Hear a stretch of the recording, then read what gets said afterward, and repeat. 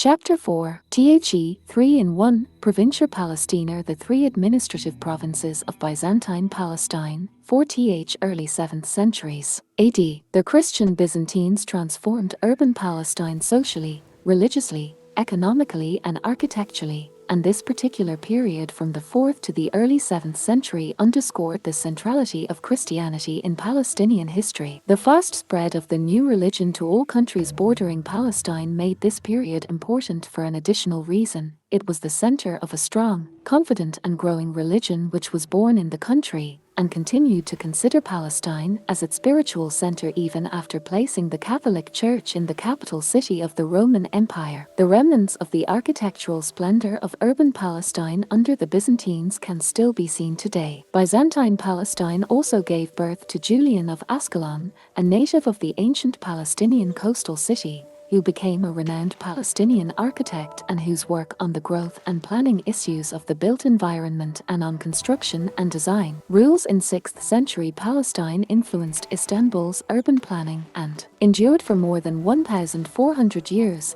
His work can still be relevant to modern environmental urban planning. Hakim 2001. After the Christian Byzantines replaced the Romans, Palestina and its major cities Caesarea-Palestina, Jerusalem, Gaza, Neapolis, Nablus, Scythopolis, Baisan, Tiberias and Beit Jibrin, Eleutheropolis, experienced their greatest growth and prosperity in antiquity. Throughout the early Christian and Byzantine period, the 4th to the 7th centuries AD, Palestina remained the dominant and universally applied name for this region. The former Roman provinces of Syria-Palestina were split by the Christian Byzantines, who also redrew the administrative regions of the country. Palestina was reorganized into 3 subdivisions: the spread of Greek and Aramaic-speaking Christianity in the Eastern Mediterranean, Near East and Roman Provincia Arabia I, and the creation of Greater Palestine in the 4th century AD further expanded the early Roman concept of Palestine and the designation employed by classical Greek writers such as Herodotus from the mid-5th century BC onwards. This Greater Palestine consisted of Palestina Primer,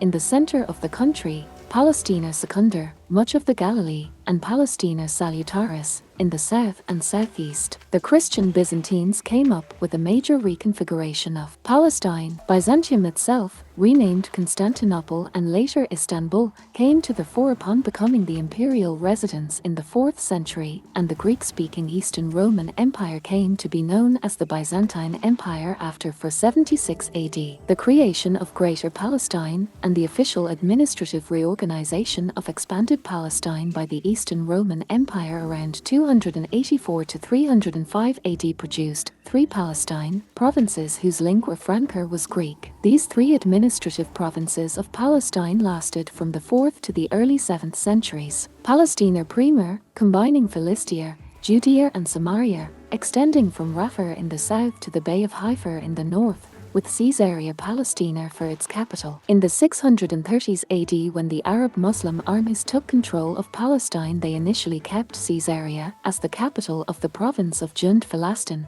the official administrative center of Palestine. The capital was temporarily moved to Lidr, which was also the temporary capital of Sulayman ibn Abd al-Malik, the Umayyad governor of Falastin, Wali Falastin, until he built the new city of Al-Ramla. Becoming caliph in 715-717, Sulayman ibn Abd al-Malik permanently transferred the capital of Falastin to Al-Ramla. Al-Ramla, approximately 20 kilometers southeast of Jaffa, was located strategically on the highway of Al-Sham al-Fustat, Damascus Old Cairo, the latter being the first capital of Egypt under Muslim rule. Al-Ramla remained the administrative capital of the Arab Muslim province of Jund Falastin and an economic hub for the country for over 3.5 centuries until the late 11th century. Palestina Secundar, including most of the Galilee and the Golan Heights, parts of Perea II and some of the cities of the former Roman Decapolis of eastern Palestine III, with Scythopolis, Baisan, for its capital. Palestina Salutaris, created in the 4th century and later became known also as Palestina Tertia,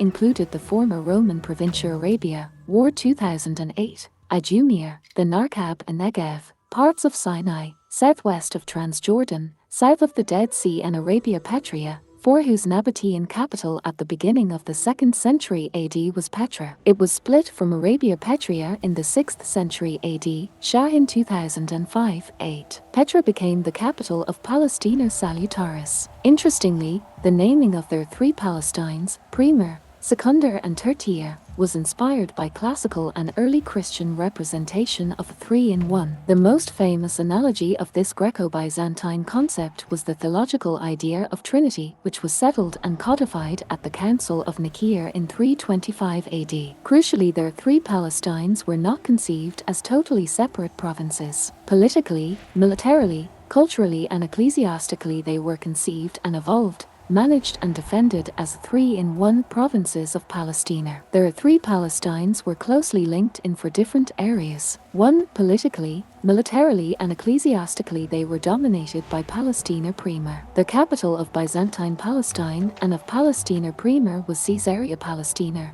Caesarea of Palestine, von Suchum 1971, 7, 111, 2013. Gilman et al. 1905. This city was also called Caesarea by the Sea, or Caesarea Maritima. Since the creation of Israel in 1948, historians in the West have tended to avoid referring to the historic name of the Palestinian city, Caesarea Palestina, and use only the name Caesarea Maritima. But, as we shall see below, the social memory of Caesarea Palestina has been preserved in ecclesiastical records and by both the Catholic and Palestinian Orthodox churches. 2. Culturally, they came under the influence of the two most important cultural centers in Palestine and the Eastern Mediterranean, Caesarea Palestina 5, or Caesarea Maritima, and Gaza, which were both also located in Palestina Primer. 3. Militarily and strategically they were commanded by Dux Palestini, their military commander of Palestine,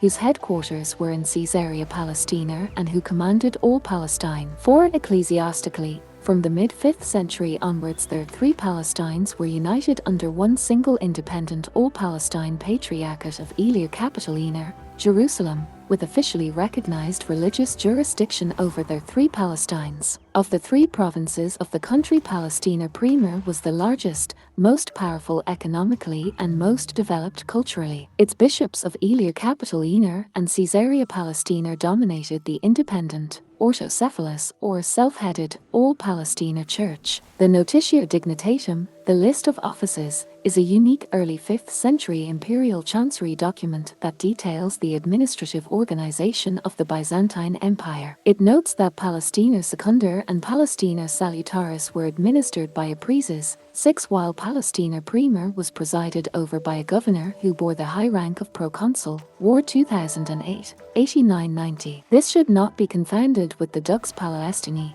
their military commander of Palestine, who was based in Caesarea Palestina and commanded the garrison of their three Palestines in the 5th and 6th centuries. Shahid 1995, 192-193, Roericht 1890. 7.7 Palestina Primer lasted from 390 AD until the early 7th century. In 614, both Palestina Primer and Palestina Secundar were conquered by their Persian Sassanids. The Byzantines lost control of the three Palestine provinces again and irreversibly in 636-638 AD in the course of the Muslim conquest of Bilad ul-Sham and Palestine. The urban structure of Palestine and Bilad ul-Sham remained largely unscathed by the Sassanid and Islamic conquests, Walmsley 2000, 273, and the core of Greater Palestine, or Provincia Palestina, under the Byzantines, which combined Palestina Primer and Palestina Tertiar, Salutaris, became known as the province of Jund Falastin under Islam. Caesarea Maritima as a Mediterranean capital of culture,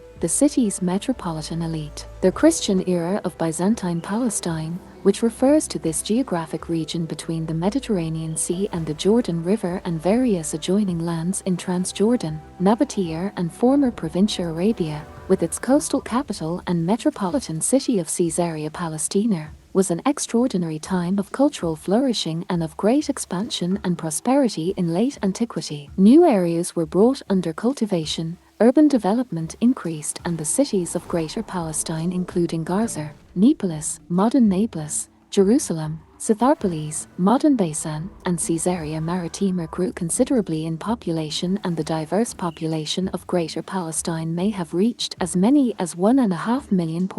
Also, monasteries proliferated throughout the country. In fact, the earliest monasteries in Christianity outside of Egypt were built in Palestine during the Byzantine era, notably that of the St. Hilarion Monastery, one of Palestine's oldest Christian monuments, today located in the Gaza Strip.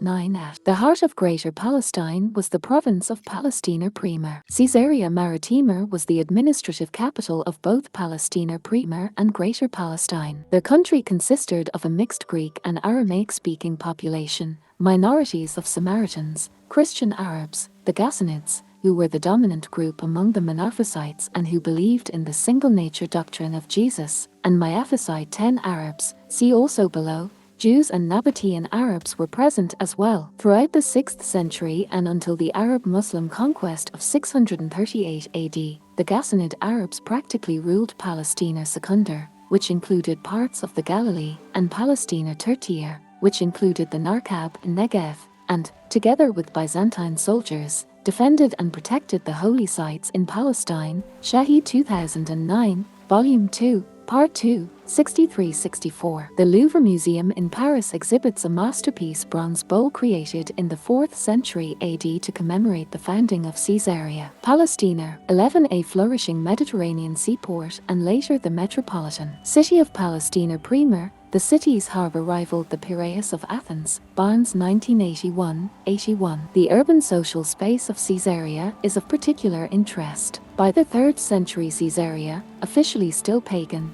had become a cosmopolitan, culturally and socially diverse metropolis, and the largest and most developed city in Roman Palestine. The city contained as many as 100,000 inhabitants of many ethnic and religious backgrounds. Barnes 1981-82. Caesarea Maritima 12 also became the home of the founding fathers of the church and of prominent Christian intellectuals, missionaries and martyrs. Under the Romans, and more visibly under the Byzantines, Caesarea became not only the most powerful city in Greater Palestine, but also home to the metropolitan, predominantly Greek-speaking, cultural elite of the country. As a major center of learning and scholarship in the Eastern Mediterranean, it became home to outstanding scholars and theologians and some of the best historians and philosophers of late antiquity. This metropolitan cultural elite included Eusebius of Caesarea Maritima and Procopius of Caesarea Maritima, c. 500 c. 554 AD,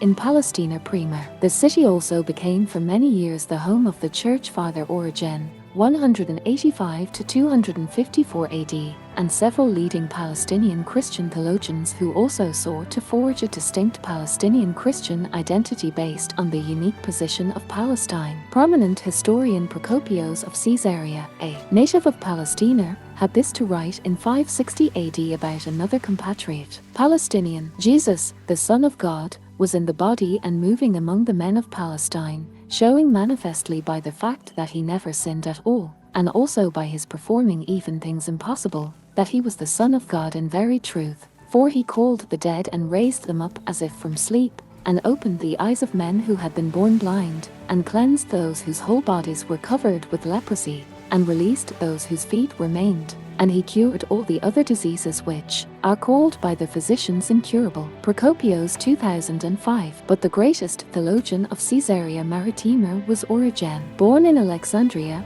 Origen was later summoned to Provincia Arabia to give instruction to the governor of that region. Afterward, on account of a great tumult in Alexandria, he left Egypt and went to Caesarea Maritima. Saint Jerome says that Origen went to Achaia in Greece on account of heresies which were worrying the churches there. His words are, et propter ecclesias Achaii, quae pluribus heresibus vexabanter, sub testimonio ecclesiastici epistoli Athenas per Palestinam perjuret, and for the churches of Achaia, with which many heresies grew throughout Palestine under the ecclesiastical head. He passed through Palestine on his way to Greece, and it was at this time that he was ordained a presbyter by Palestinian bishops. An avid collector of books, Origen helped create the Library of Caesarea and provided Caesarea Maritima with some of the cosmopolitan charisma and intellectual vigor of large cities such as Alexandria and Ansh. Caesarea became his fixed abode in 232 AD.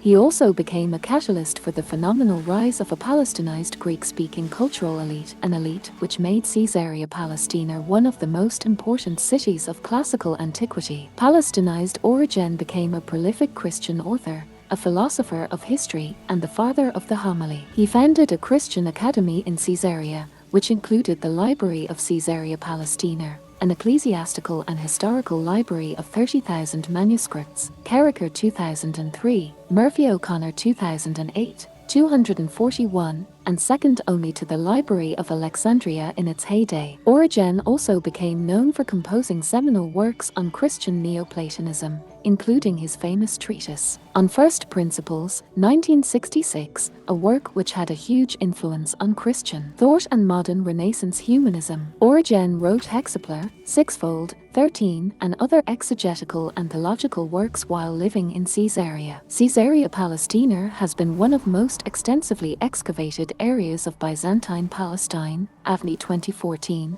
42. Palestine of the Three Roads 6th centuries AD centered on Caesarea, the largest metropolitan city in the whole country. In the 6th century the city expanded further, beyond its walls, creating extramural quarters with spectacular residences. A large and wealthy agricultural hinterland expanded beyond the urban limits of Caesarea. This urban expansion reflects the constant growth of the urban population, which made Caesarea the largest city in Palestine. Avni 2014, 42. Already in the 3rd century AD, Provincia Palestina was centered on its wealthy, largely well-educated and highly developed Mediterranean capital city, Caesarea Maritima. Palestina was also treated as a distinct country in the writings of its educated urban elites. From the capital Caesarea Maritima, Origen corresponded with the Roman Emperor Philip, Marcus Julius Philippus, or Marcus Julius Philippus Augustus, who reigned from 244 to 249 AD, also known by his Latin nickname, Philippus Arabs. He was born in the northern part of Provincia Arabia, the Roman Arabia Petrea. Inhabited by a mixed population and many Arabs, this region of Berhoran would later become part of Palestina Secundar and would be in effect ruled by Ghassanid Christian client Arab kings under nominal Byzantine control. Philip the Arab himself went on to become a major figure in the Roman Empire, Barasok 1994, 122. Among early Christian historians, Philip the Arab had the reputation of being sympathetic to the Christian faith. Some later Christian traditions, first mentioned by Eusebius, who was from Caesarea Palestina, in his ecclesiastical history, claimed that Philip was the first Christian Roman emperor, Eusebius 2011, 6.6. Critics, however, argue that Philip the Arab fared well with ecclesiastical historians because of his religious tolerance and overall sympathetic attitude towards Christians. Shahid 1984, 76-77. After Origen's death, Palestinian Origenism continued to spread throughout the Near East until the general condemnation and persecution of Origenism in the mid-6th century, and the Theological Library of Caesarea was managed and expanded by Saint Pamphilus of Caesarea, latter half of the 3rd century 309, who was chief among biblical scholars of his generation and a friend and teacher of the church historian and bishop of Caesarea, Eusebius, 263 to 339 AD. Eusebius, the father of church history, was himself born in Caesarea and lived most of his adult life in the city. Pamphilus devoted his life to searching out and obtaining ancient texts for the library, which became one of the most famous and richest in antiquity. It attracted church historians and theologians from all over the Roman Empire. Saint Basil the Great, 329 to 379, Gregory of Nazianzus, a 4th century Archbishop of Constantinople, and Saint Jerome, c. 347 to 420 AD. The latter was a father of the Church, who is best known for his translation of the Bible into Latin. All these famous scholars came to study in Caesarea Palestina. Moreover,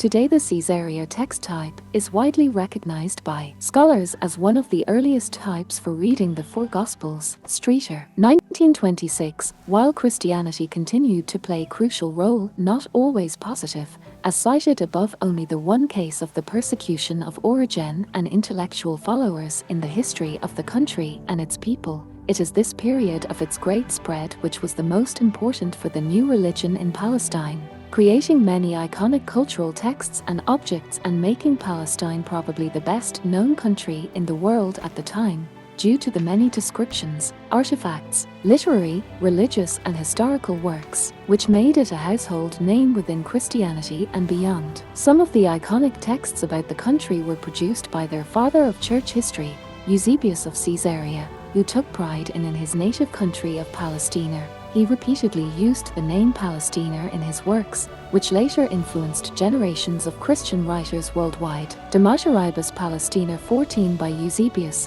1861, gives us a clear indication of the consolidation of the concept of Palestina as a country during the early Byzantine period. The Martyrs of Palestine relates to the persecution of early Christians in the capital of the country, Caesarea-Palestina, and the country at large in the early 4th century AD. This account may have originally been composed in Palestinian Aramaic, the language of Jesus of Nazareth. Hebrew at the time of Jesus was largely an extinct language, with the Jews of Palestine speaking Aramaic, and Hebrew being confined to liturgical uses. Closely related to Arabic, Palestinian Aramaic was a language with which Eusebius was well acquainted. At the time, Aramaic was the main vernacular speech of the country and was spoken in the capital, Caesarea-Palestina. 15 Aramaic would also influence the evolution of Palestinian vernacular Arabic. Byzantine Palestine also gave birth to the 6th century world's most important historian, Procopius of Caesarea Maritima, an illustrious scholar from Palestina Prima, the principal historian of the 6th century Byzantine Empire and of the reign of Emperor Justinian. Procopius traveled extensively throughout the Mediterranean region and the Near East, accompanied the Byzantine general Belisarius as secretary in the wars of Justinian, and commented extensively on the Ghassanid tribal Arab kings, Tophilax of Palestina Secundar, Palestina Prima and Palestina Salutaris. In his multi-volume work, The Wars of Justinian, c. 560, Procopius wrote, "The boundaries of Palestine extend toward the east to the sea which is called the Red Sea. Now this sea, beginning at India, comes to an end at this point in the Roman domain, and there is a city called Elis, a present-day Aqaba, on its shore, where the sea comes to an end, as I have said, and becomes a very narrow gulf." Procopius 2014. Procopius, Greek, Procopius ho Caesarius, Latin, Procopius Caesariensis,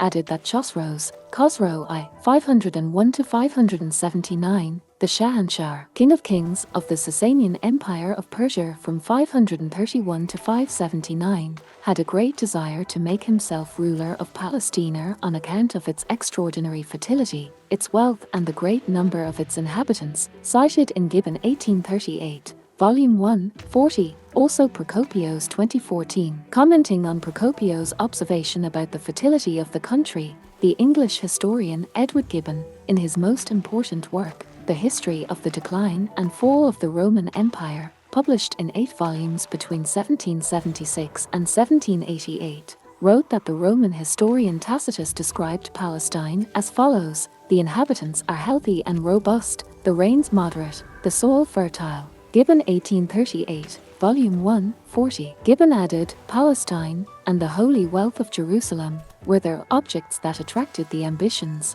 or rather the avarice, of Chosroes I." Gibbon 1840, Volume 5, 173. He further added that the Muslim Arabs thought the same, and were afraid that Omar, when he went to Jerusalem, and charmed with the fertility of the soil and purity of the air, would never return to Medina. Gibbon 1838. Volume 1, 40. During the early Christian period, particularly from the 4th century onwards, the Holy Land, a nebulous, abstract and semi-mythical location, was transformed into a real country called Palestina, with thriving cities, ports, beautiful churches and numerous monasteries, famous philosophical schools and libraries, an extensive road system, villages and a large, commercially and culturally active population. which added to the interest shown by Latin-speaking Europeans. It was in the course of this early Christian period that the Latin term terrae sancti became synonymous in Christian texts with the extensive use of the term Palestiner by Christian pilgrims and local historians. On the Martyrs of Palestine, 311 AD, was written by the church historian and bishop of Caesarea-Palestina,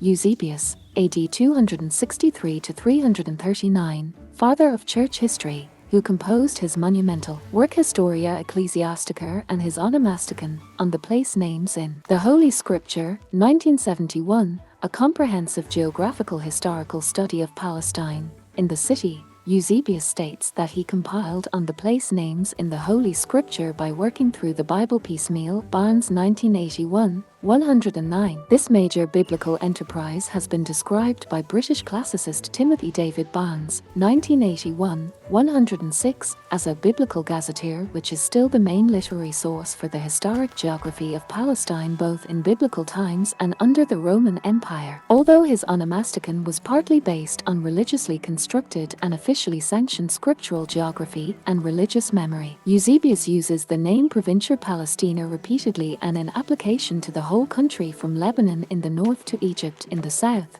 and this Roman, Byzantine administrative and official use influenced later generations of Christian and European writers. A native of Caesarea-Palestina, whose language was Greek, Eusebius, in his oration in praise of Constantine, writes proudly about the special attention given to our Provincia Palestina.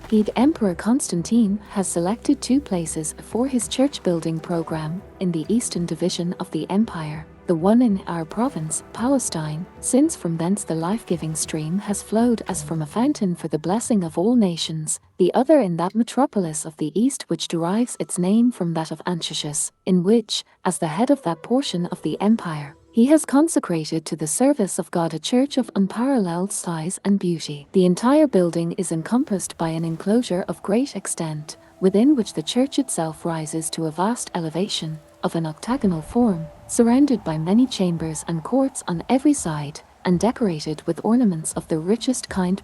16. Nicaea and historical ecclesiastical representations of Palestine, the Archiepiscopal See of Caesarea. The Diocese of Caesarea-Palestina is ancient, one of the earliest Christian bishoprics ever established. Records of the diocese, Greek, administration, date as far back as the 2nd century, and its bishopric became a metropolitan see. Under the Byzantines, the diocese was the metropolis of Palestina Prima. It was initially directly subject to the Church of Ansh, one of the 5 major Christian churches during the early Byzantine period. After the All Palestine Ecclesia of Aelia Capitolina was granted by Autocephaly and independence in the mid-5th century by the Council of Chalcedon, see below, with top ecclesiastical jurisdiction over their 3 Palestines, for many centuries the Metropolitan Church of Caesarea-Palestina continued to see itself as a mother church and as a first among equals of the churches of Palestine. The most distinguished bishop of the diocese was Eusebius of Caesarea,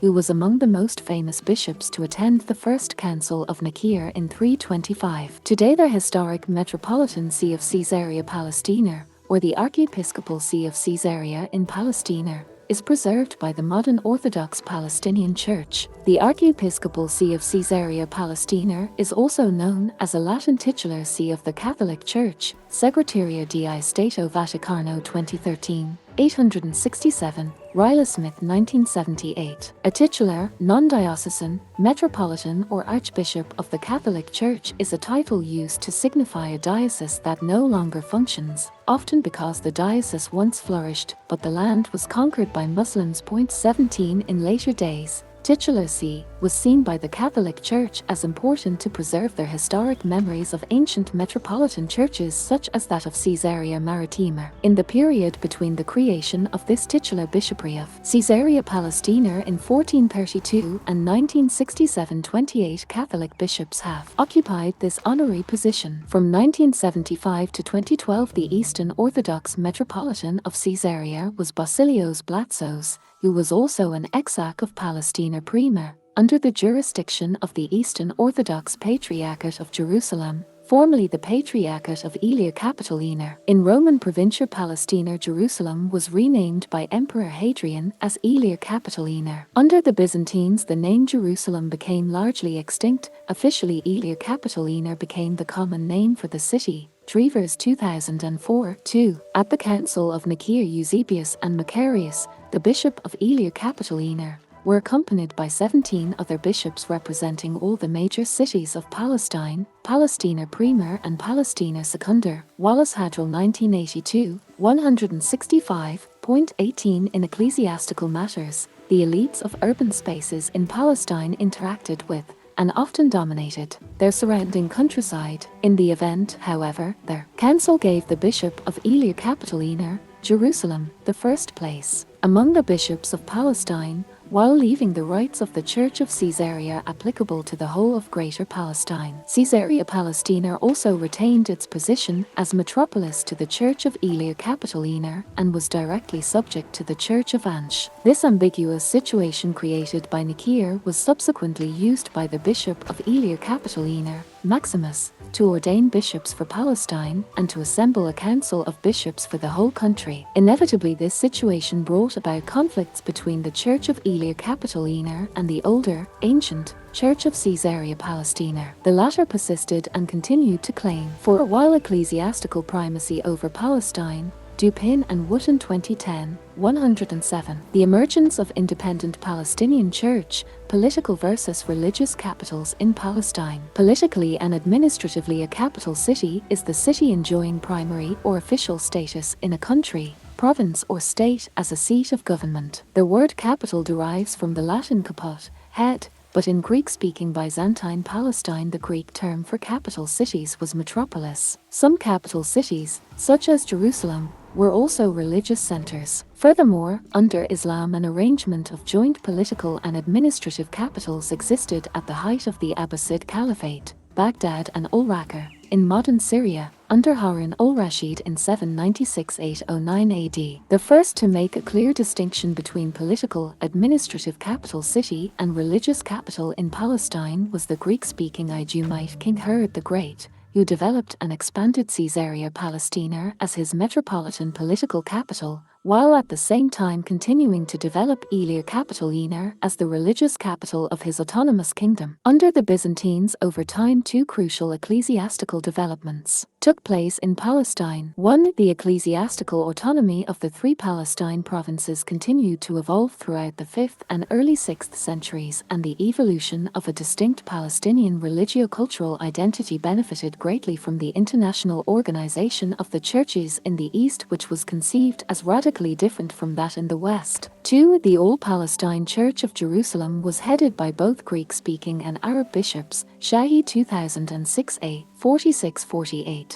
193–194, 523, and several Arab bishops of Palestine, including the Bishop Seleucer, in Palestina Tertia, Abdellers, Arabic, Abdullah, Greek Theodulos, which was a translation of his Arabic name, Servant of God, and Areters, Ul-Harith, participated in the crucial ecumenical councils of Ephesus and Chalcedon in 431 and 451 respectively. Shahi 2006a, 523, Sharon Shahi 2006a, 523, 2013, 75. In Palestine and the Near East as a whole, the churches began from below as a network of independent churches, while the Rome-based Catholic Church in the West ultimately evolved into a single, hierarchical structure with sub-churches. In contrast with the Catholic notion that the bishop and Church of Rome was above all bishops, in the East the churches adopted the Greek ideas of autocephaly, self-headed, and a first among equals, Greek. These became the guiding principles of the Orthodox churches, whose Palestine patriarchs,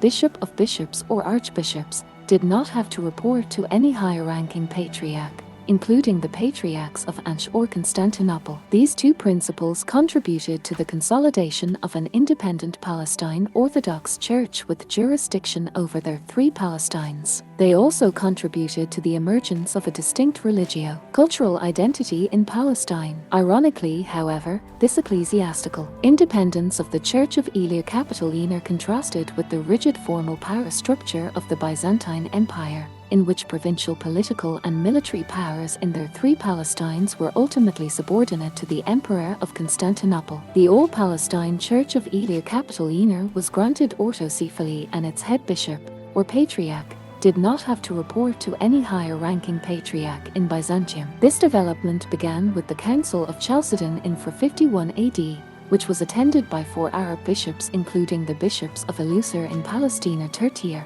Garzar and Nilar in Provincia Arabia, Shahi 2006 A. 523, and which was a turning point in the history and growing independence of the Palestinian Church. This growth in the autonomy and power of Palestine had begun with the increased Christian pilgrimage and growing economy of the country throughout and after the reign of Constantine the Great. The growth in pilgrimage and revenues increased the fortunes of the head bishop of Illyria-Capitoline. Already in 325 AD, the First Ecumenical Council of the Church, the Council of Nicaea, attributed special honor to the Holy City, though without awarding it their metropolitan status, then the highest rank in the Church, which went to the Metropolitan of Caesarea Palestina rather than to the Bishop of Illyria-Capitoline, until the creation of the idea of the Patriarchate in 325 AD. The position of Metropolitan was the highest episcopal rank in the Church. However, in 531 the title of a Patriarch of Illyria-Capitoline was created by Byzantine Emperor Justinian, reigned 527 to 565 AD. Yet, in reality, Illyria-Capitoline continued to be viewed as a bishopric until 451, when the Council of Chalcedon, the Fourth Ecumenical Council of the Church, granted it independence not only from the Metropolitan of Caesarea, but also from any other high-ranking bishop, including that of Ansh, in what became known as autocephaly, a self-governing church over their three Palestines. In the Council's 7th session, their decree on the jurisdiction of Illyria-Capitoline and Ansh contains the following reference to the three provinces of Greater Palestine. The most magnificent and glorious judges said, "The arrangement arrived at through the agreement of the Most Holy Maximus, the Bishop of the city of Ansh, and of the Most Holy Juvenal, the Bishop of Jerusalem, Illyria-Capitoline, as the attestation of each of them declares, shall remain firm forever, through our decree and the sentence of the Holy Synod, to wit, that the Most Holy Bishop Maximus, or rather the Most Holy Church of Ansh, shall have under its own jurisdiction the two Phoenicias and Arabia, but the Most Holy Juvenal, Bishop of Jerusalem, or rather the Most Holy Church which is under him, shall have under his own power the three Palestines, all imperial pragmatics and letters and penalties being done away according to the bidding of our most sacred and pious Prince. 19. Here the Council of Chalcedon makes a clear geopolitical distinction between their three provinces of Palestina, their two provinces of Phoenicians, i.e. the two provinces of Syria, and the province of Arabia. This decree of elevating the Palestine Church led to the Church of Illyria-Capitoline not only becoming an independent patriarchate, but also to becoming a. the dominant ecclesiastical and religious capital of their three Palestines, and b. one of the 5 patriarchates of Christendom, at the time known as the Pentarchy. In this model, which was reflected by the laws of Emperor Justinian I 527 to 565 AD, and received formal ecclesiastical sanction at the Council in Trullo, 692 AD, universal Christendom was governed by the heads of the 5 major patriarchs of the empire: Constantinople, Rome, Alexandria, Ansh and Illyria-Capitoline. The latter was not among the biggest and most powerful urban centers of the empire, it was included by virtue of its holiness. Although the Pentarchy came about because of the political and ecclesiastical prominence of these 5 patriarchs, the idea of their universal and exclusive authority was linked to the increasingly hierarchical administrative structure of the Byzantine Empire in the 7th century,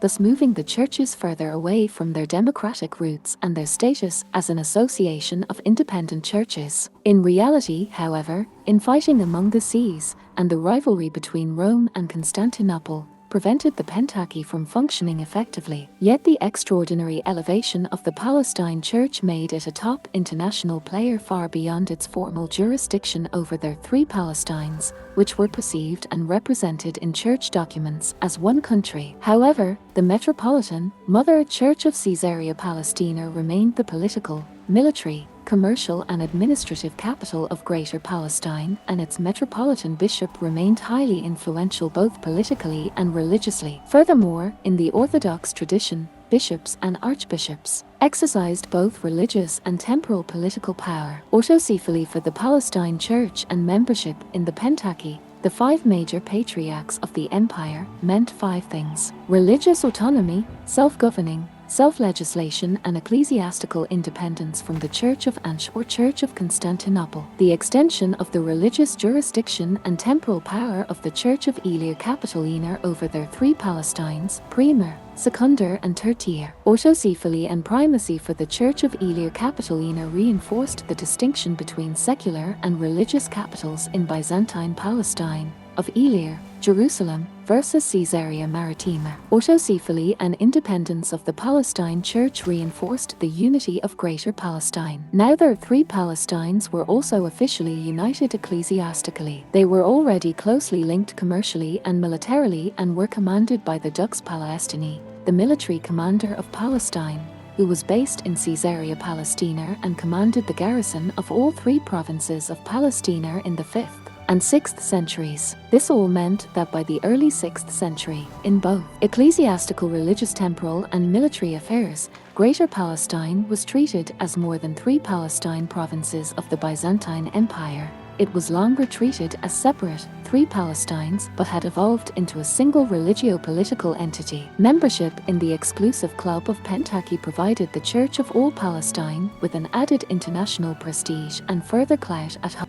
Knowledge and cognition of the Patriarchate sees, Scrivener 1893 XX, states, the first see and the first Patriarchate is of Jerusalem, contains the whole Palestine a country until Arabia. Some of these religious and secular administrative features of Palestine were initially maintained and later adapted under Islam. Following the Muslim conquest in the 7th century, the Arab rulers endorsed the principle of autocephaly, recognized the autonomy of the Church of Israeli-Palestinian as the seat of Palestinian Orthodox Christianity and recognized the Patriarch as its leader. For many years, the Muslim Arabs continued to call the city Israeli-Palestinian, and they initially minted Arab Byzantine-style coins with the name Ilir-Falastin. Palestinian historian al-Maqdisi and some Muslim writers were still using the name Ilir in the 10th century in combination with other Muslim names for the holy city such as Beit al-Maqdis, al-Maqdisi 2002, 43, 135, 144, Drevers 2004, 2, Gul, M. 1997, Drevers 2004, 2, 114. However, sometime after the Islamic conquest, the Arabic term Beit al-Maqdis came into common use, and later, largely starting from the 11th century onwards, the current name Al-Quds became the most common, supplanting all the other names. Gul, M. 1997, 114. Moreover, for several centuries throughout early Islam, as under the Christian Byzantines, the clear distinction between the political and administrative capital of Falastin, Al-Ramla, and the religious capital of the country, Ilia, Beit al-Maqdis, was maintained. Throughout early Islam, the city of Caesarea continued to thrive as a largely Christian city, led by a Greek-speaking elite. However, the local Christians were predominantly Arab Christians who were connected to the Palestinian Muslim Arabs by language, history, and social customs. The powerful metropolitan archbishops of the city kept their autonomy and managed to maintain ecclesiastical ties with the churches of the Byzantine state. However, in the absence of close Byzantine imperial control, the local autonomy of the archbishops of Caesarea and of Ilir-Palestinian increased significantly under Arab Muslim rule, and the See of Caesarea Maritima became the effective local rulers not only of the city but also of its surrounding countryside. Latin Palestine. The current archaeological knowledge about Palestine during the Islamic period shows that for several centuries the country prospered and grew under its Muslim rulers. This should surprise no one. The similar situation in the Andalus, Muslim Spain, is evidence for the great opulence and innovation of the Muslim regime. Indeed, when the European, Frankish, Crusaders invaded Muslim-majority Palestine in 1099, they found their cultural and technical level of development unknown in contemporary Europe. The Catholic Church, reaching the peak of its political power in the High Middle Ages, called armies from across Europe to a series of crusades against Islam. The Latin Crusaders occupied Palestine in 1099 and founded the Crusader states in the Levant. Following the Great East-West Schism of 1054 between the Eastern Orthodox and Latin churches, and after the arrival of the first Latin Crusaders in Palestine,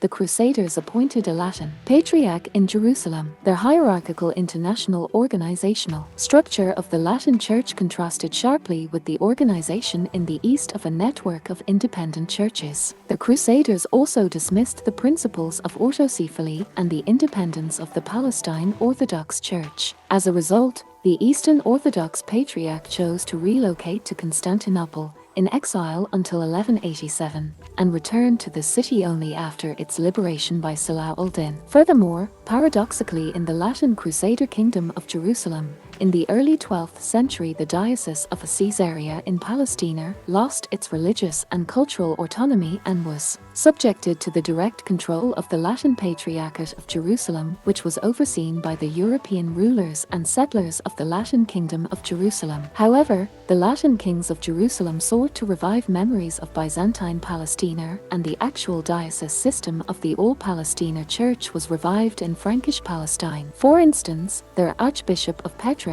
in Palestine, which in the 6th century was the metropolis of the Byzantine province of Palestina Tertia, Salutaris, was established at some stage during the Crusader era and served the Diocese of Palestrina III, the Transjordan area, and traditionally included St. Catherine's Monastery on Mount Sinai, although Crusader military protection rarely extended deep into Sinai. Despite the dwindling number of Christians in the Petra region, appointing archbishops of Petra lingered into the 20th century. Their hierarchy of the Latin Patriarchate of Jerusalem and high-minded, elite Frankish Crusaders in Palestine, who sought to create a European, Latin-speaking colony in the Holy Land, could not prevent the transformation, within a generation or so, of the outlook of many ordinary Latin settlers in Palestine. Some churchy Latin Crusaders were deeply concerned that many ordinary European colonists practically went native in Palestine, adopting Oriental styles and local customs. Fulcher of Chartres, a priest who participated in the First Crusade, of which he later wrote a chronicle, then served the Latin Patriarchate of Jerusalem and acted as chaplain to Baldwin, the Latin king of Jerusalem, until 1118, wrote in July 1124, "For we who were Occidentals now have been made Orientals. He who was a Roman or a Frank is now a Galilean, or an inhabitant of Palestine. One who was a citizen of Rheims or of Chartres now has been made a citizen of Tyre or of Anch. We have already forgotten the places of our birth. Already they have become unknown to many of us, or, at least, are unmentioned. Some already possess here homes and servants which they have received through inheritance. Some have taken wives not merely of their own people, but Syrians, or Armenians, or even Saracens and Muslim Arabs who have received the grace of baptism. One cultivates vines, the other the fields. Different languages, now made common, become known to both races." Cited in Hang 2015, 359, also folder 2001. This rapid Orientalization and indigenization of many ordinary European Crusaders should surprise no one. After all, the levels of social, cultural and technical development in Palestine and the Near East at the time under Islam were superior to those in Europe. However, by the 1120s, Nazareth in Galilee, under the impact of educated Frankish settlers, had become a scholarly center of some importance and was referred to as a famous religious community. In a papal document of 1145, Riley Smith 2005, 75, the city provided a living to some literary figures including Rogo Fratellis of Nazareth and Gerard of Nazareth. Its library, the catalogue of which survives, had similarities with European schools. Although Latin settlers in Palestine and the Levant still look towards Europe for learning and culture, today Palestine and the Levant are considered to have been a channel for the transmission of Arabic learning to Europe. Riley Smith 2005, 75. In the 1130s, a Frankish archdeacon, Rogo Fratellis of Nazareth, Fratellis, who had moved to Palestine, wrote a guidebook that was used by pilgrims and scholars. He spoke of Provincia Palestina in his descriptions of Latin Palestine, The city of Jerusalem is situated in the hill country of Judea, in the province of Palestine, Fratellis 1892. Jonathan Riley Smith has pointed to their survival in Latin Palestine of the Muslim administration 1977. And in all probability Fratellis of Nazareth was conflating scriptural geography with the actual Arab Islamic province of Palestine prior to the Latin Crusades. Overall, following the establishment of the Latin Kingdom of Jerusalem, the power and religious independence of the local Palestine Orthodox Church were reduced sharply, and the two sees of Caesarea Maritima and Jerusalem were transformed into a Frankish archdiocese, subordinate to the Latin Patriarch of Jerusalem. The Crusaders also confiscated properties and seized key ecclesiastical positions traditionally held by the Greek Orthodox clergy in Palestine. Ellen Bloom 2003, 505. This policy undermined further the position of the Greek Orthodox clergy in the eyes of the predominantly Orthodox Arab Christians of Palestine. In the early 13th century, following the defeat of the Latin Crusaders by the Ayyubids, the Palestinian Arab town of Caesarea Palestina, was still being described by Arab geographers as a key town in Palestine. Lestrange 2014-29. In the post-Crusader period, however, Caesarea and its formerly renowned and powerful metropolitan bishops and scholars never recovered their influential position after the destruction of the First Latin Kingdom by Saladin in 1187 and the eventual elimination of the 200-year Frankish rule from Palestine by the Mamluks in the late 13th century. Although today the formerly powerful archiepiscopal see of Caesarea Palestina is largely symbolic, the social memory and spectacular history of Caesarea Palestina are remembered by the Palestinian Christians, and the Eastern Orthodox Metropolitan of Caesarea is represented by an exarch of Palestina Premier, under the jurisdiction of the Eastern Orthodox Patriarchate of Jerusalem. The local Arab Muslim Christian bonds in Jerusalem can be traced to early Islam. Following the elimination of the European Latin Crusaders from the city, indigenous Arab Muslim Christian shared traditions of conviventure in Jerusalem were recultivated. Symbolically, the keys to the Church of the Holy Sepulchre were entrusted to two aristocratic Palestinian Muslim families in the city, the Nusabi and Jude al-Gaudia. Created by Salah al-Din shortly before his death in 1193,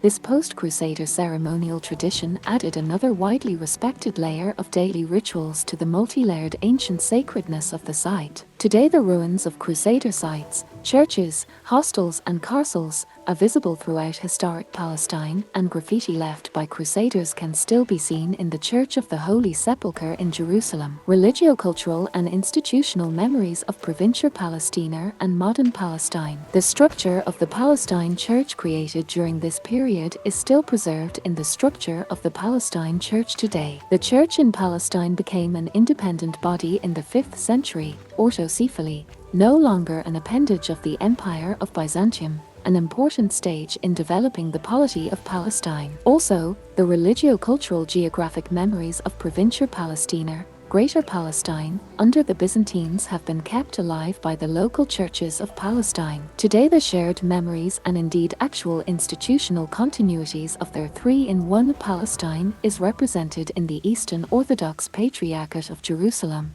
or the Greek Orthodox Patriarchate of Jerusalem, Arabic, Knesset al-Rum, All-Orthodox Fi Quds, the Byzantine Orthodox Church of Al-Quds. Originally the Patriarchate of Elir Capitoline, it is regarded by many Christians as their mother church of all Christendom. Today it exercises ecclesiastical jurisdiction over the predominantly Arabic-speaking Orthodox Christians of Palestine, Israel and Jordan. The headquarters of the Palestine Orthodox Patriarchate is the Church of the Holy Sepulchre in Jerusalem. The church dates back to 4th century Palestine. The name Church of the Holy Sepulchre is derived from the Latin Ecclesia Sancti Sepulchri. The Israeli name, Nesiat Harkever, is derived from the same European tradition which began with the Latin Crusaders. Yet the Arabic name used by Palestinian Christians and Muslims, the Church of the Resurrection, Knesset al-Qiyamah, is directly derived from the Orthodox Greek toponym of Byzantine Palestine, Church of the Anastasis, named after the resurrection of Jesus. This is another way of showing how Palestinian toponyms and local toponymic memory managed to preserve some of the social and historic memories of 4th century Palestine and the dominant religious traditions of their three Palestines of late antiquity. Moreover, the religious authority over the Orthodox Christians of Palestine, Israel and Jordan is derived directly from its autocephaly, independence and jurisdiction over their three Palestines of late antiquity. This social memory of historic Palestine is also reflected by the fact that the Church celebrates its liturgy in the Byzantine Rite, whose original language is Koine Greek, the official language of their three Palestines during the Byzantine period. Also, today the Orthodox Patriarch of Jerusalem, Theophilos III of Jerusalem, is represented as a patriarch of the Holy City of Jerusalem, and all Palestine of today, then, is a modern reformulation of the three Palestines of the Byzantine era. Elected in 2005, Theophilos III could trace his office in Jerusalem to the Council of Chalcedon in 451, an office with historical ecclesiastical jurisdiction over Provincia Palestina, Palestina Prima, Palestina Secunda and Palestina Salutaris. The Patriarch of Ilya-Capitolina is also the religious leader of Eastern Orthodox Christians in the Holy Land, Palestine, Israel and Jordan, who are predominantly Palestinian and Jordanian Arabs. The election was endorsed by Jordan on the 24th of September 2005, as one of their three governments whose endorsement is apparently required. 2 years later, the Israeli government officially recognized his election on the 16th of December 2007. Material evidence and powerful symbols of Byzantine Palestina, the 1884 archaeological discovery of the Madabar mosaic map, urban development and the construction of civil buildings and churches in Palestine reached a zenith in the reign of Justinian, 527 to 565 AD, Burns and Edey 2001, Walmsley 1996, and the Madabar mosaic map is one of the most powerful symbols of this urban Palestine during this spectacular era of late antiquity. Discovered in 1884, in the course of the construction of a new Greek Orthodox church in Madabar, present-day Jordan, on the site of its Byzantine predecessor,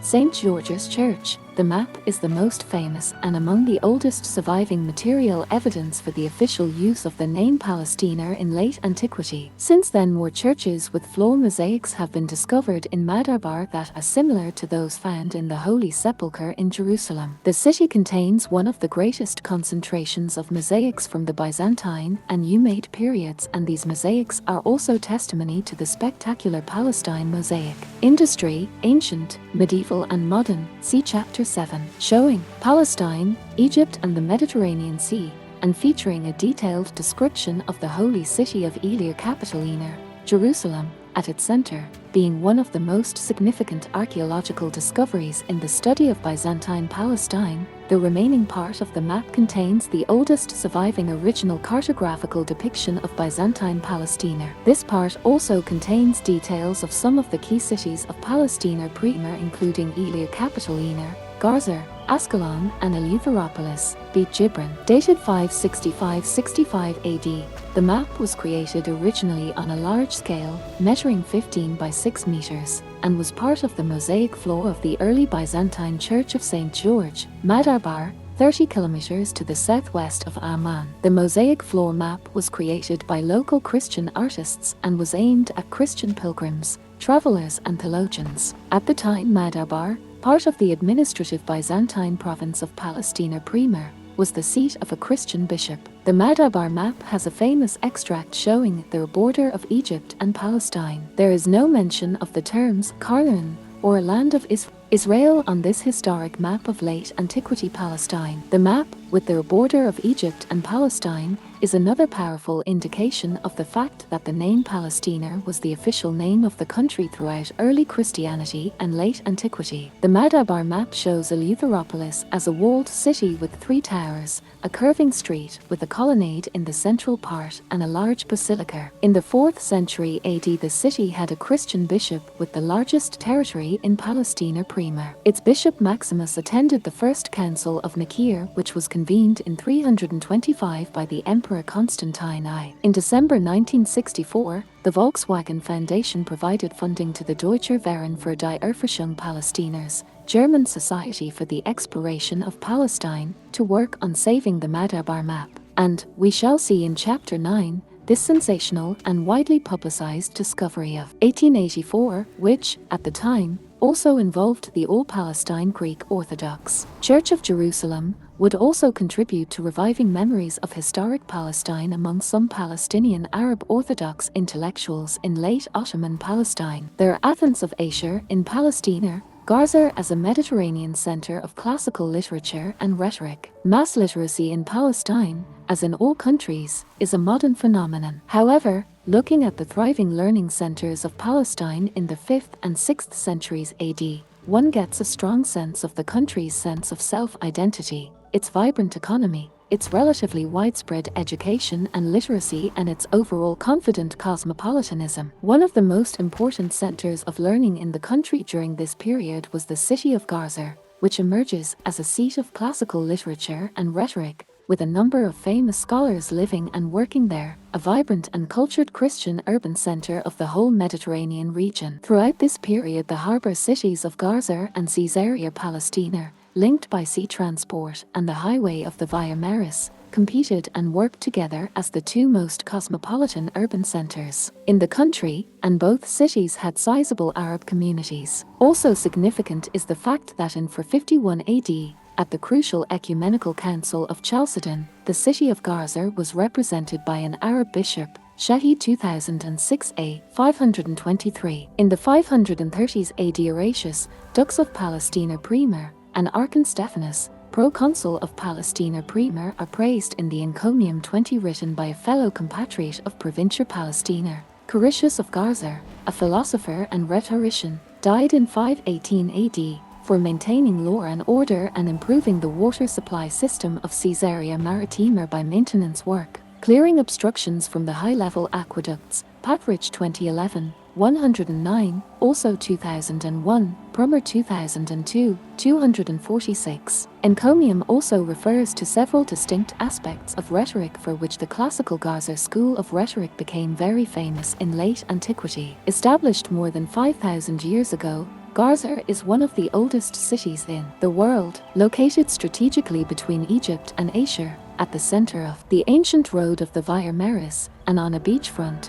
Gaza has never stopped looking at the Mediterranean Sea. Gaza was also a very ancient port and the closest outlet for Arabia. It treated Petra as its hinterland, and the ancient Greeks knew that it was through Gaza they could reach India. Humbert 2000. In the 12th century BC, the Philistines made Gaza the leading city of the Pentapolis of Philistia. As we have seen above, Gaza was always identified with the key cities of Philistia and with the ancient Philistines. Mentioned in the Amarna letters as Azarti, Gaza served as ancient Egypt's administrative capital in Palestine. In the 5th and 4th centuries BC, the cities of Philistia maintained their international trading links and developed their distinct Philisto-Arabian coins. The city continued to flourish under the Romans, and in the 2nd century AD, imperial Roman bronze coins were struck in Gaza. In the course of the two long periods of Palestine under the Romans and Byzantines, Gaza expanded and its strategically located Mediterranean port continued to prosper. In 635 AD, Gaza became one of the first cities in Palestine to be conquered by the Arab Muslim army, and it quickly developed into a major center of Islamic jurisprudence. Today, the city of Gaza, with a population of over 500,000, is the largest Arab city in Palestine. The majority of Gaza's inhabitants are Muslims, but there is also a Christian Arab minority. Under the Byzantines, Palestinian society of late antiquity was, on the whole, an educated one. Basic education was widely available, sometimes at village level, especially for men. Education was fostered not only in the imperial capital Constantinople but also in schools operating in major centers such as Ansh, Alexandria, Caesarea Maritima and Gaza. The main components of education were rhetoric, philosophy, law and languages, Greek and Latin, with the aim of producing educated leaders and officials for state and church. However, female participation in patriarchal society was not encouraged in the new Athens of the Mediterranean. For instance, the lot of women in classicizing Gaza was not much better than the situation of women in the patriarchal classical Athens of the 4th century AD. 7 2008. 300. Today, the spectacular classical heritage of late antiquity Palestine is not taught in Palestine.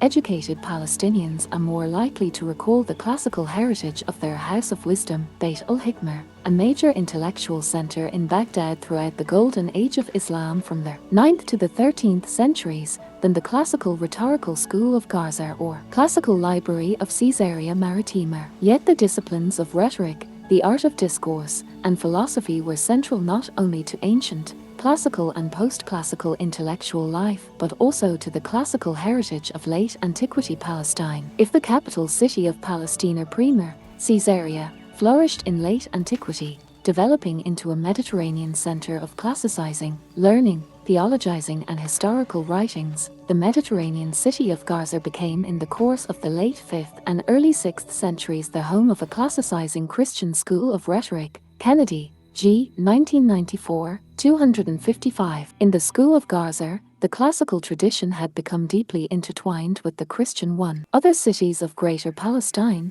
such as Ascalon, and Satharpolis, Beisan, were also profoundly transformed by this post-classical Christian renaissance of late antiquity, intellectually and culturally influenced by a mix of diverse Hellenistic traditions of Alexandria, Caesarea Palestina and Athens, as well as by Christian Neoplatonism, the extraordinarily relaxed setting and flourishing cultural and intellectual urban environment of Christian majority Gaza for over 2 centuries in late antiquity brought about the spectacular rise of the rhetorical school of Gaza, which was headed by Christian philosophers and rhetoricians including Procopius of Gaza, c. 465 to 528 AD, Westberg 2009, Kennedy, d. 2008, 169, and his disciple Caricius of Gaza. The latter flourished in the early 6th century AD.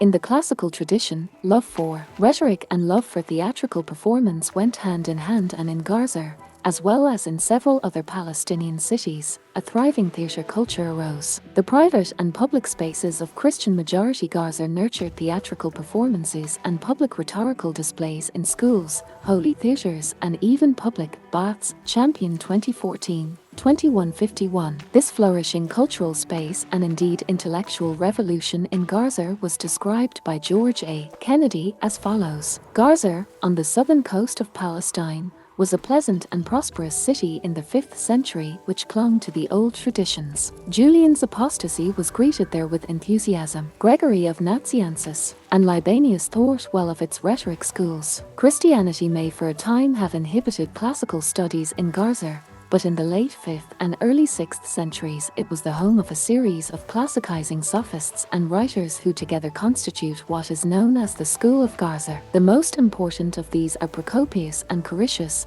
but brief mention may be made of several others. Aeneas of Gaza was the author of a surviving dialogue entitled Theophrastus. Kennedy, G. 2008, 169. For many centuries prior to late antiquity, Gaza and Arab sailors and traders had been central to the long-distance spice trade route from India to southern Arabia and then to the eastern and western Mediterranean. Gaza had also achieved economic and social prosperity, being at the center of the traditional King's Highway from Egypt, with routes running through Narkab and Transjordan, a highway which confirmed its status as a major port city. Its port was not only the gateway to the towns and villages of southern Palestine, but also for trade goods arriving from southern Arabia and India to the Mediterranean. Hirschfeld 2004, 63. Jennifer Hevelone Harper, in Disciples of the Desert, Monks, Laerty, and Spiritual Authority in 6th Century Gaza, 2005, describes 6th century Gaza as a major economic, intellectual and cultural center not only for Palestina Primer but for the whole eastern Mediterranean region. Late antiquity Gaza was a commanding cultural and economic center. The 6th century city was known for its bustling marketplaces,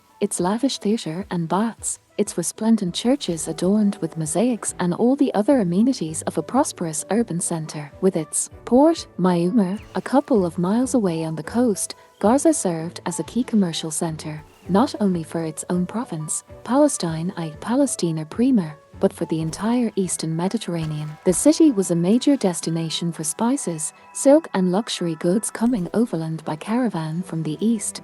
These items would then be dispersed by sea to all parts of the Western Empire. Local products such as wine, dried fruit 21 and flax were exported from Gaza to the rest of the Roman world, while wheat was imported from Egypt to feed the crowded city. Moreover, a road to the northeast led to Jerusalem, the chief center for Christian pilgrimage, only 40 miles away. Visitors to the Holy Land from all over the empire made sure to include a trip to Gaza in their itinerary to see the ancient biblical city of Samson's last victory. In addition to boasting local amenities, the prosperity of late antique Gaza nurtured remarkable intellectual and cultural developments. The school of rhetoric in Gaza was famous throughout the Mediterranean world. Its distinguished orators were instrumental in bringing about a revival of rhetoric in the 6th century. Hevelone Harper 2005, 3. The Madabar map, the most famous surviving material evidence for the official and administrative use of the name Palestina in late antiquity,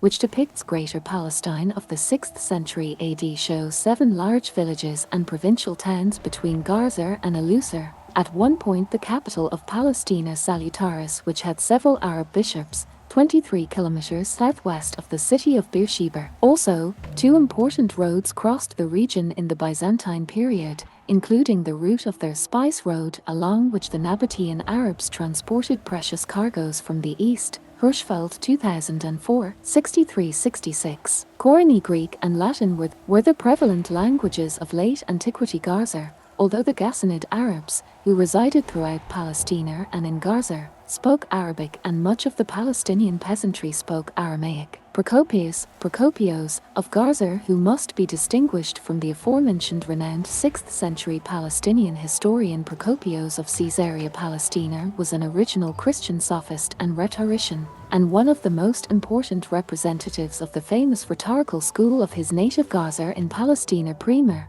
a school with a lasting impact on the discipline of rhetoric. Procopius spent nearly all of his life in Gaza teaching and writing philosophical and rhetorical tracts. However, what we know about him comes mainly from his letters and from the encomium, Greek, encomion, literally the praise of a person, of his disciple and successor Kyrikios of Gaza. The latter was another major Palestinian rhetorician and a representative of the Gaza school of rhetoric in the time of Emperor Anastasius I, 491 to 518 AD. The encomium of what became widely known as the Gaza school of rhetoric also refers to the distinct aspects of rhetorical pedagogy and rhetorical genres of late antiquity that developed and flourished. The surviving works of Kyrikios of Gaza, which encompass the main genres of post-classical Greek rhetoric, are represented in the elegant style of the Gaza school of rhetoric with its special features and peculiarly persistent avoidance of hiatus. Kyrikios' work became also known for its panegyrical descriptions of 2 churches in Gaza, descriptions which consist of some of the most prominent early examples of ekphrasis, a graphic, dramatic, verbal description of a visual work of art. Of church buildings. Point 22 Palestine was brought fully under Islam in 637-638 by the 3rd Caliph, Umar, who expanded the caliphate, Khilafah, at an unprecedented rate, conquering the Sasanian Empire and about 2/3 of the Byzantine Empire. In the 690s, the Umayyad Marwanid rulers embarked on a colossal building program in Palestine in general and Ilia, Beit al-Maqdis, Jerusalem, in particular. The church architectural styles of Byzantine Palestine and Bilad al-Sham significantly influenced the Islamic architecture of Palestine under the Umayyads, the most celebrated example of which was the exquisite octagonal structure of the Dome of the Rock, Kubbat al-Sakra, sponsored by Caliph Abd al-Malik ibn Marwan in 685-691 AD. It is the oldest extant Muslim monument in the world, and Byzantine Palestine influences are evident in its mosaics. Islam and Muslim Palestine inherited the cultural,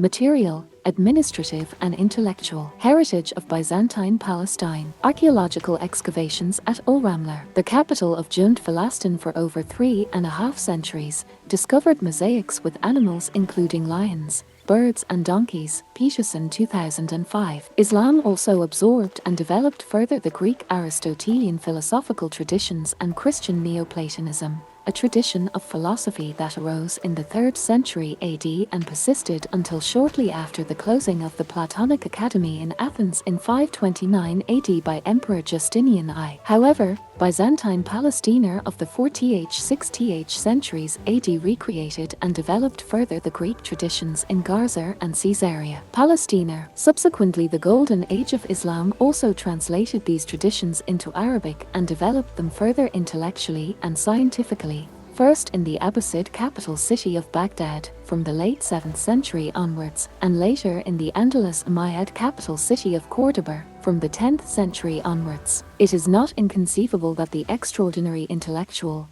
material and scientific heritage of Greater Palestine, that is, Garza, Caesarea-Palestina, Ascalon, Jerusalem, Scythopolis, Baisan, provided one of the many cultural routes to the Golden Age of Islam from the 8th to the 13th century. The rhetorical school of Garza was also involved in collating the opinions of commentators of preceding centuries, and its work contributed to paleography, the study of ancient and historical handwriting and of the forms and processes of writing. The most important development that concerned paleographers was script. This issue is also applicable to the catene, Latin for chain, and its relationship to scholia. The term catene is reserved for annotated biblical texts rather than classical texts, and the distinction made between catene and scholia is that the former makes an attempt to cite the name of the authority, usually before the quotation. In catene, the author is more of a compiler and editor with very little to add to the work. Historian of Byzantium N.G. Wilson was the first to suggest that catene come from the Palestine school of Garza in the 5th century. Procopius of Garza describes his method in the following excerpt from a hypothesis: having been supplied the ability before God, we collected the explanations which were put down from the fathers and the others into the Octateuch, combining these things from commentaries and different sayings. From this we learn that Procopius took selections from authorities and added them to the text. This expanded the text but made the corpus of opinions of the Church Fathers more manageable. Zosimus of Garza was a sophist during the time of Emperor Anastasius. He wrote a rhetorical lexicon according to the alphabet and a commentary on Demosthenes and Lysias. According to 11th century Byzantine historian Georgius Cedrenus, Zosimus of Garza was put to death during the reign of Zeno in 490 AD. On the one hand, we may have a Zosimus contemporary with Procopius who was involved in scholia on classical authors, or, on the other hand, there may have been two of that name. It is possible that the scholiast Zosimus of Garza flourished in the mid-5th century. In that case, he may have been responsible for introducing the practice of entering scholia such as is attributed to a Zosimus. Wilson 1967, 254. The school of Garza did not make a distinction between scholia, marginal commentary on classical texts, and catene, marginal commentary on biblical texts. Commenting on the beginnings of catene in Garza, Timothy Side writes, "The evidence suggests that marginal commentary on biblical texts by Christian theologians had a beginning in the 5th to 6th century and was probably of Palestinian origins if not the school of Garza itself." Point 23. Popular religion and the relaxed setting of Garza, the Rose Festival of Garza. If Christian classicism and Origenism in Caesarea-Palestina sought to develop theologies and philosophies of the mind, the classicizing philosophers and Christian theologians of Garza sought to combine high theology and classical rhetoric with popular religion and religious festivals, the most famous of which was the Rose Festival of Garza. In the relaxed setting of Garza, the Christian rhetoricians Procopius and Caricius participated in the Rose Festival. Kennedy, G. 2008, 171. A spring festival with a long classical history and deep pagan roots. Also, John of Garza wrote 2 Anacreontic poems imitating verses in meter used by the Greek poet Anacreon, c. 582 c. 485 BC, in his poems dealing with love and wine that he says he presented publicly on the Day of the Roses, and declamations by Procopius. Poetry by Charikios of Garza is also set at Rose Days, Westberg 2009, 187-189, Talgam 2004, 223-224. In the 6th century, a Day of Roses was held in Garza as a spring festival. That may have been a Christianized continuation of the Rosalia, Talgam 2004, 223-224, Belage 2004, 17. In Greece and Rome, floral wreaths and garlands and greenery had been worn by both men and women for festive occasions. Rosaria or Rosalia was a Roman festival of roses celebrated on various dates, primarily in May. The observance is sometimes called a rosatio,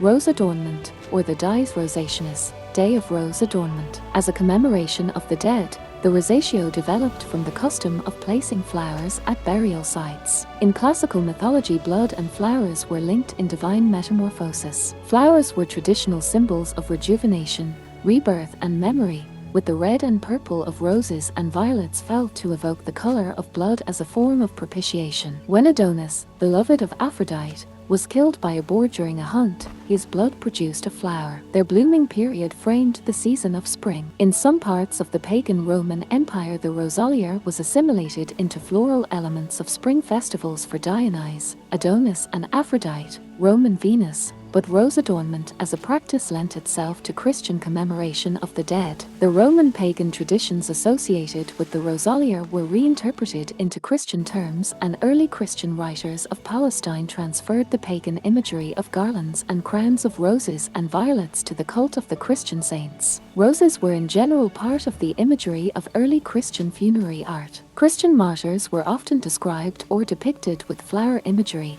or in ways that identified them with flowers. These early Christian traditions of Byzantine Palestine and Garza also survived in modern Catholic traditions of Palestine. A modern incarnation of the Roman Catholic Rosary is found in their Arabic name Robert al-Wardiya, Sisters of the Rosary. In May 2015, the founder of Robert al-Wardiya, Sister Marie Alphonsine Danel Gatters, a Palestinian nun, was proclaimed a saint at a ceremony in the Vatican. 24. Born in Jerusalem, Mariam Sultana Danel Gatters, 1843-1927, Marie Alphonsine after she joined the Congregation of Saint Joseph of the Apparition founded in 1880 the Rosary Sisters, the first female congregation of nuns devoted to eradicating illiteracy among women regardless of faith, education, and social welfare in the Holy Land of Palestine. Today the Christian Arab Sisters of the Rosary, supported by the Latin Patriarchate of Jerusalem, run 42 schools in Palestine,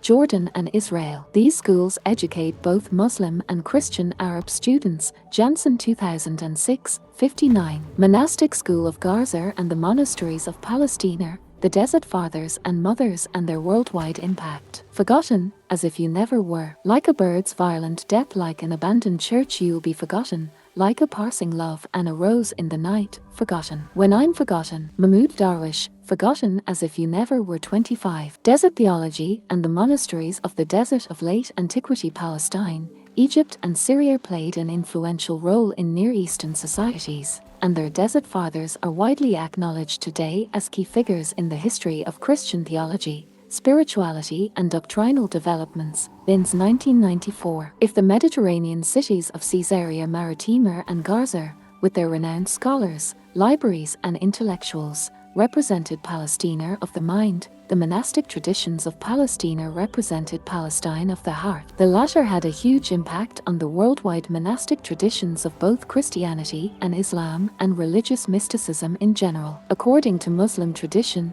the Prophet Muhammad met the monk Bahira, Sergius, in one of the Christian monasteries in the town of Basra in the Hauran region, then an integral part of Palestina Secundar. In their three Palestines, Ghassanid Arab Christians belonged largely to monophysitism. If Garza of late antiquity, Christian commemoration of the dead, the Roman pagan traditions associated with the Rosalia were reinterpreted into Christian terms, and early Christian writers of Palestine transferred the pagan imagery of garlands and crowns of roses and violets to the cult of the Christian saints. Roses were in general part of the imagery of early Christian funerary art. Christian martyrs were often described or depicted with flower imagery, or in ways that identified them with flowers. These early Christian traditions of Byzantine Palestine and Gaza also survived in modern Catholic traditions of Palestine. A modern incarnation of the Roman Catholic Rosary is found in the Arabic name Rabat al-Wardiya, Sisters of the Rosary. In May 2015, the founder of Rabat al-Wardiya, Sister Marie Alphonsine Danel Gatters, a Palestinian nun,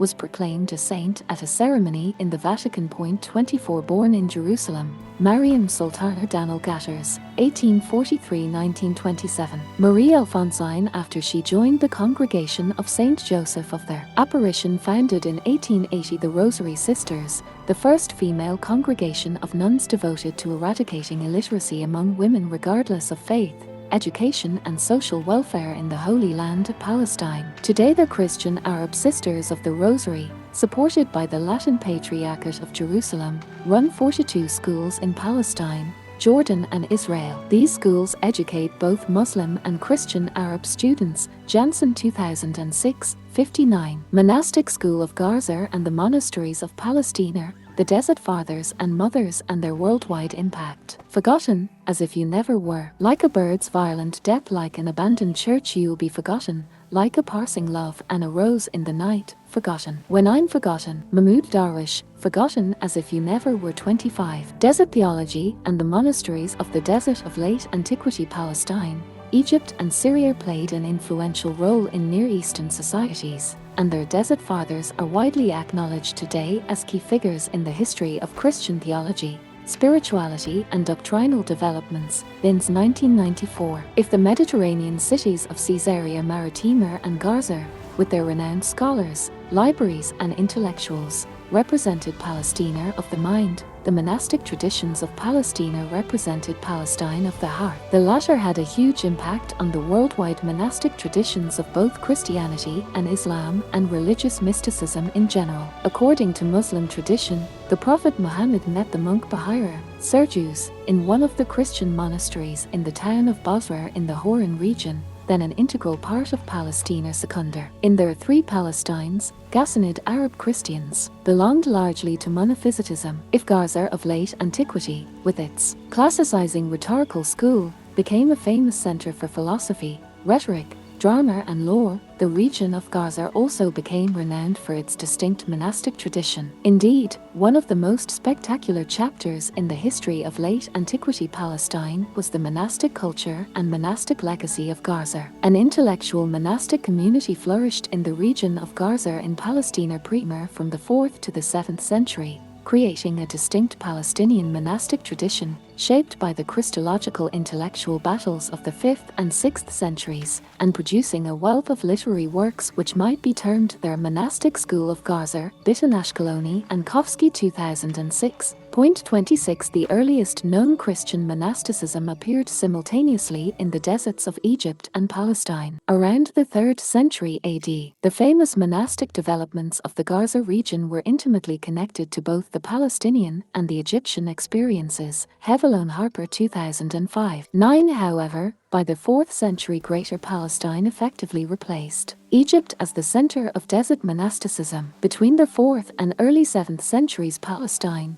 and in particular the two semi-arid regions of Gaza and East Jerusalem, which became known as their Desert of Jerusalem, was converted into a city and became the center of the global Christian monastic movement. The legendary Desert Fathers and Desert Mothers 27 were Christian hermits, monks and nuns who had a major influence on the development of Christianity and Christian monasticism worldwide. The monasteries of Palestine were a center for knowledge preservation and knowledge production, from the preservation of the ancient technology of winemaking, of Palestini liquors, to the copying and archiving of ancient manuscripts. While the art of copying and wide circulation of manuscripts developed considerably under Islam, little is known about the ways in which Muslim philosophies of the heart and Sufi asceticism were directly and indirectly influenced by the desert mysticism of Egypt and Greater Palestine. However, the knowledge of the heart or inner insight into Christian monasticism corresponds to ilm ul-ghaib, or ilm ul-batin, knowledge of the concealed,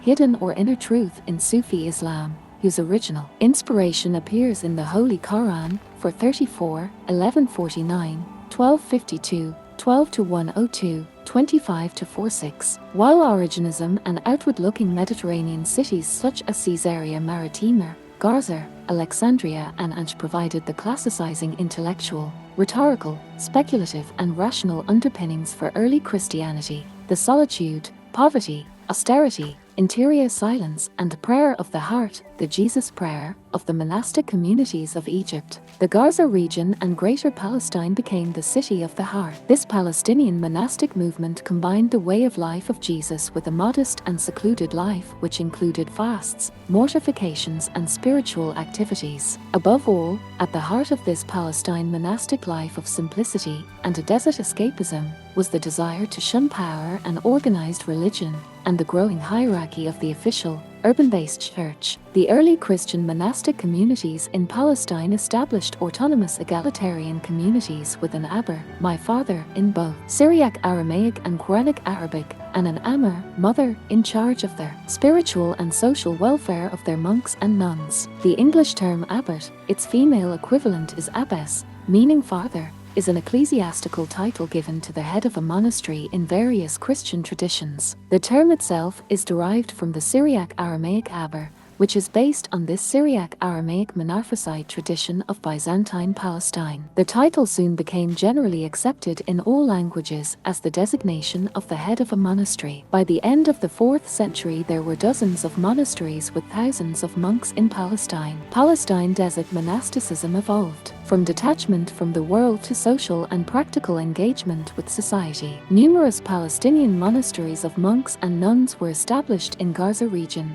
Bethlehem, Jerusalem, Eleutheropolis, Beit Jibrin, Nazareth and the Galilee with adjacent hospitals and schools to care for the sick and serve their local communities. The social teaching and ethics of these early egalitarian monastic communities survived in modern Palestinian Christian theology. However, their speculative approach and detached way of life gave way to a more engaged and applied theology. This formed the basis of modern contextualized Palestinian liberation theology with its preference for the poor, marginalized subaltern and its struggle against Zionist settler colonialism and the occupation of Palestine, Masalha and Sherwood 2014. Their social teaching also gave rise to the doctrines developed by the more engaged Christian churches of Palestine on matters of social justice, poverty and wealth, economic and social organizations and the role of the state. In Palestine, monasteries evolved into two distinct types: monastery of hermits, or laurers, Greek, larver, and a communal monastery of monks, Cenobium 28. The first laurers were founded in Palestine and the Greek term, Greek, Parth 29, which refer to the cluster of caves or cells used by the hermits for seclusion, with a church as their weekly meeting center, was specifically employed from the 5th century for the Palestine semi-hermitical monastic communities in what became known as the Desert of Jerusalem, where thousands of hermits and monks lived and dozens of laurers and communal monasteries were established. Supported by the Byzantine state, desert monasticism and enlightened philosophies of the heart encouraged the proliferation of monasteries across Greater Palestine, Palestina Prima, Palestina Secunda and Palestina Salutaris. Crucially, under the Christian Byzantine Sinai, the Negev, the Nabatean region and northern Arabia, former Roman Provincia Arabia, were all part of Palestina Salutaris, War 2008-69. The monastery of St. Catherine was built between 548 and 565 as a Palestina Salutaris monastery dedicated to St. Catherine of Alexandria. St. Catherine's monastery lies at the foot of Mount Sinai, which was mentioned in the Quran, Surah Al-Tur, chapter 52, verses 1 to 28. For local audiences in the 6th and 7th centuries, Palestina Salutaris, Sinai and northern Arabia were geographically linked and administratively united. The Jerusalem desert monasteries developed an extensive system of cisterns built to catch and store rainwater, and, like the Nabatean Arabs before them, they became known for their great ability in constructing efficient water collecting methods in the semi-arid and barren environment. The numerous monasteries of Palestina Prima included the famous Euthemius Monastery, which was established in 428 to the east of Jerusalem and named after the Armenian monk Euthemius, 377–75, who was one of the founders of the Jerusalem Desert monasticism of Christian-majority Byzantine Palestine. The monastery of Euthemius would also play an important role in converting to Christianity the Arab tribes that had settled in Palestina primer in the 4th and 5th centuries. See Chapter 5. The site continued to function as a major Christian monastery for centuries under Muslim rule, and the Latin Crusaders expanded it further in the 12th century. The monastery was abandoned after the expulsion of the Crusaders from Jerusalem in the late 12th century, and beginning in the 13th century the site began to function as a major Palestinian caravanserai, Olkan al-Armar, the Red Inn, on the Jerusalem-Jericho trade road, until its final desertion at some point during the Ottoman period. A nearby 16th century Ottoman caravanserai, also named Olkan al-Armar, was built to shelter caravans of traders. Many Byzantine Palestinian monasteries continued to flourish after the Arab-Islamic conquest of Palestine in the 630s. Mar Saber's monastery is located south of Jerusalem in the West Bank. It evolved from a lora to a communal monastery and continues to function today. Founded in Palestina primer in 484, it is dedicated to Saint Sabas the Sanctified, 439-532. 30, a leader of Palestinian monasticism, whose impact as founder and abbot has endured from the 5th century to the present. Patrich 1995. Sabas was a Cappadocian-born Greek monk and priest who lived most of his life in Palestina primer and composed the first monastic rule of church services, the Jerusalem Typikon,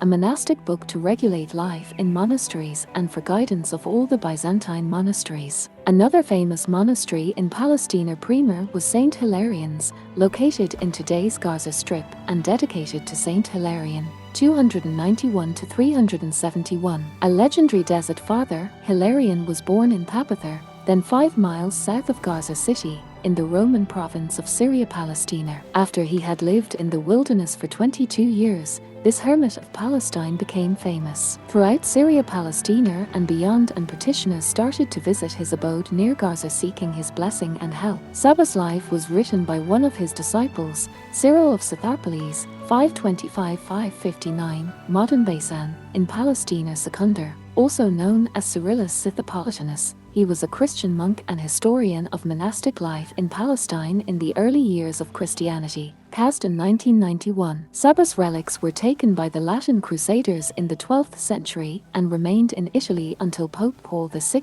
returned them to the Palestinian monastery in 1965 as a gesture of goodwill towards the Orthodox Church. Mar Saber is currently being considered by UNESCO as a World Heritage Site. Point 31. The numerous monasteries have left their mark on the landscape of Palestine. They have also survived in Palestinian social memory and in some of the modern Palestinian Arabic toponyms which begin with the word Deir, monastery, although the Arabic word Deir, PLDR, also means house. Today the ruins of Euthemius Monastery are located in the Israeli colony of Mar Adumim in the West Bank. The memory of the Palestinian caravanserai was preserved in the name of a small Palestinian Bedouin village, Olkan al-Armar, located between the Israeli settler colonies of Mar Adumim and Kfar Adumim. This Palestinian village has been threatened with destruction by the Israeli state since 2010 in a plan to expand local Israeli settlements in the West Bank. Point 32.